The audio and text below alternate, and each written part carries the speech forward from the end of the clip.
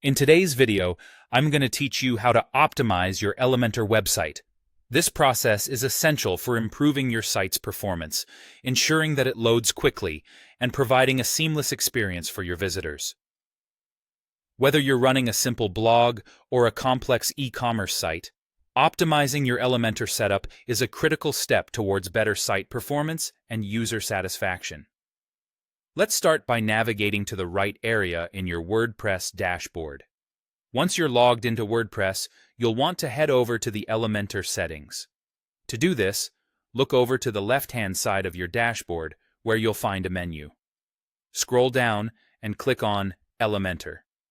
This will reveal a few options, but the one we're particularly interested in today is the Settings option. Clicking on this will take you to the Elementor settings area. Now, once you're in the settings section, you'll see there are several tabs available. We need to focus on the Performance tab, so go ahead and click that. This Performance tab is your go-to section for optimizing how Elementor interacts with your website's resources. Here, you'll find various features that you can enable or disable to enhance your site's performance. Each drop-down menu in this tab corresponds to a specific feature. You'll see options related to font loading, CS output, and more. When you're deciding whether to enable or disable a feature, consider what's most pertinent to your site's goals and your audience's needs.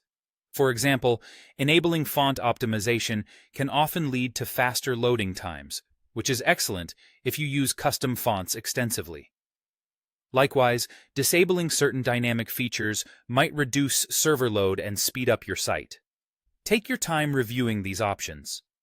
If you're unsure about any of them, Elementor provides little tooltips or notes that can offer more context, so make sure to hover over those for additional information.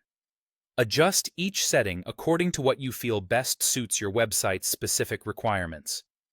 After making your changes, you must click on Save Changes to apply your new configuration.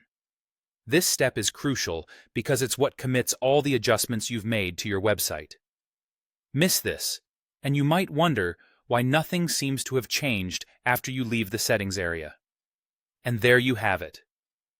With these simple steps, you can effectively optimize your Elementor site. Remember, optimizing your site is not a one-time event, it's an ongoing process. As you add new content and features, revisit these settings to ensure your site remains fast and efficient. Thank you for watching, and happy optimizing!